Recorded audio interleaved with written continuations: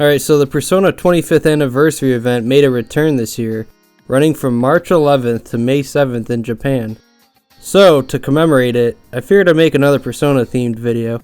Warning, this will contain spoilers for Persona 3, so if you haven't beaten it yet or don't want to be spoiled, then you could turn away. But if you want to hear some possible speculation for a Persona 3 remake, you're in the right spot. So since Atlus decided to bring back the 25th anniversary event, I was thinking that the reason they brought it back was because they wanted to announce games this time, seeing as they didn't last time they hosted the event.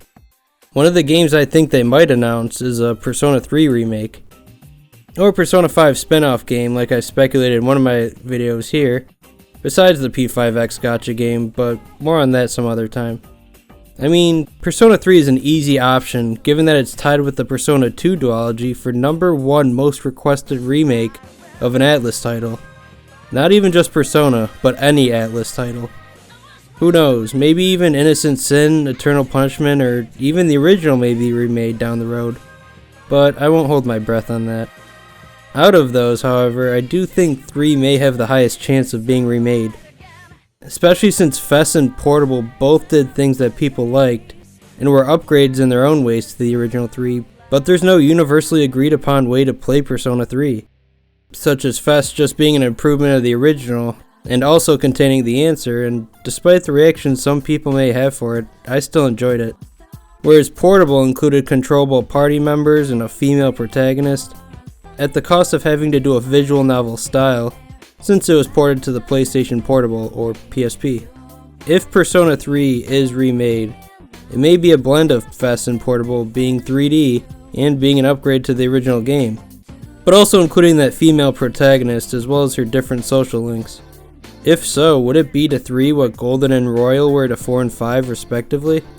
One of the ways may be a newly added social link or social links, as well as adding more events and an extra dungeon as extra content from where the original ended. In Persona 4 Golden's case it was Marie and Adachi, and for Persona 5 Royal it was Kasumi and Maruki. FES and Portable both included Aigis as a new social link, but if Persona 3 is getting remade, they might include a new character or arcana and another playable month.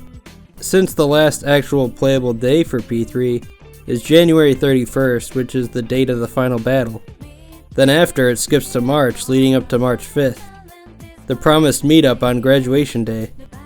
But Golden and Royal allowed for the story to extend into February, so maybe this will apply to the potential P3 remake. I know that was something that they did with the enhanced ports, and depending on if this is a remake or not, maybe it might be a bit different. Since the main cast end up losing their memories after the final battle, it sorta works out in a way. If this remake was considered the definitive version, much like the 4 and 5 enhanced ports, it's pretty much a given that third-tier personas can reappear. Third-tier personas was an idea that was introduced in Golden, and also appeared in Royal. So when Golden and Royal released, they contained extra content added to the original game, and one of these ideas was a third-tier persona, which would usually be for the party members the mix of the initial persona and the original ultimate persona. It would result in a stronger persona and in some cases nullify or increase resistances compared to the previous two, and overall just being the strongest persona for the party member. These were accomplished by maxing out the social link for the party members to obtain the ultimates in the original game, and by hanging out with them an extra time in the newly added month for the enhanced ports to obtain the third tier persona. For 3 on the other hand, the ultimates were awakened for the party members as an organic part of the story, which was often the result of them finding their own resolve with little to no involvement from the protagonist. So if they continued this route, then the extra added month would involve the character strengthening their resolve further and unlocking a third tier persona. In this remake, it's possible that the third tier personas for the party members, or possibly second tier for those that didn't get one before, can result from the protagonist being more involved in their resolution, which based on the pattern so far are either a powered up version of their original ultimate persona or a combination of their first and second personas to get the third tier. The Persona 2 duology included prime personas for the main protagonists Tatsuya and Maya, and Orpheus Telos was included for Makoto and Kotone for FES and Portable. Orpheus Telos is unlockable if you manage to maximize all the social links for either Makoto or Kotone by the end of the game. It's hard to say now, but it'd be interesting if the P3 protagonists had 5 personas associated with them. Orpheus, Thanatos, Messiah, Orpheus Telos, and maybe some other 5th thing. Assuming they don't reuse Orpheus Telos if it does happen. I wonder if they'll add another persona, or if it'll stay Orpheus Telos, or maybe it'll be some other interesting variant.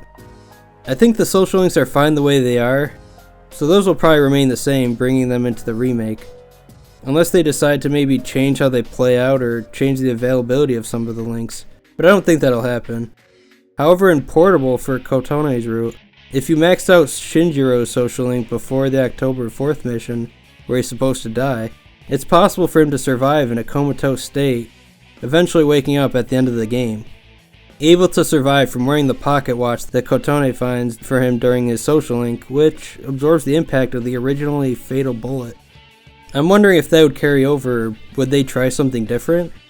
Now back to my earlier idea of it possibly being a blend of Fess and Portable, I think it might be possible to do a story involving both Makoto and Kotone. You might be thinking that's probably unlikely because there'd be too much animation to do, and maybe that's a fair point. But while I do think there might still remain some of the animated cutscenes, maybe they'll add in some in-game cutscenes rather than having to reanimate all the cutscenes for both characters. A decent amount of cutscenes were in-game anyway, so it shouldn't be too much of an issue. The music is also important because Persona 3's OST is iconic, so they have high standards to meet in that department. But then again, Persona music is iconic in general, so I think we're in good hands. Hopefully they include the option for the original music in addition to the remix or redone soundtrack that will most likely be done for this one.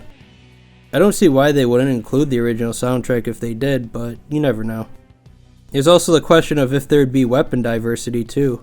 In Fess, Makoto was also able to wield a bow, boxing gloves, and other items that his party members were capable of using. However, in Portable, he's restricted to a rapier or a short sword, while Kotone was limited to the naginata. Would they bring back the weapon choice for both and allow Kotone to use maybe a katana or a bow when she wouldn't have been normally? I think that'd be a neat feature to bring over from Fess. Another aspect, and probably the most important, is a matter of the story. Would it be a matter of directly translating the main story, aside from the extra month I think they'll add? Or would there be some creative liberties taken with it to make something different? Especially since they'll include an extra character a la Golden and Royal like I mentioned earlier. But I do wonder if we would get that extra month or extra dungeon, much like 4 and 5's enhanced ports. Maybe they'll add or change some events to fit the new narrative around this new possible direction. And then there's a matter of the Answer storyline being added from Fess. The Answer is currently only available on Fess and takes place after Makoto's death. Despite what many think, I still think it has a powerful conclusion, with the party members accepting his death and living their lives so that his sacrifice doesn't go in vain. But the Answer only acknowledges Makoto, and it's an absent feature from Portable. For the remake, I think it'll be an added story for your save file after the main story, and will give you the option to start the Answer for the protagonist you beat the game with. So if you beat the story with Makoto, you'd be given the option to continue with his version of the Answer storyline. Same with Kotone. In the original Answer, Yukari was the most determined to see Makoto again, no matter the cost. But would it be the same if it was Kotone? Would it even be possible to carry out the same way without Makoto? Do you think they would alter it or maybe restrict it to just Makoto? I think they have the chance to do something unique with Kotone though. Sure, it might sound like a lot of content, but it's probably going to be on next-gen consoles or maybe a timed release on the PS5. What do you guys think? Only time will tell to see how it plays out, or if they will carry it out for both protagonists. Okay, so I think I mostly covered the main bases of what important features would be part of a Persona 3 remake. I can't wait to see what your thoughts are in the comments below, and look forward to discussing it some more. Here's to hoping that if Atlus actually does the Persona 3 remake like the rumors that have been spreading around for years say, that it doesn't disappoint. Let me know if I missed something you think is important, and I'll be sure to reply and elaborate on my thoughts. Thanks for watching, and until the next one, take care.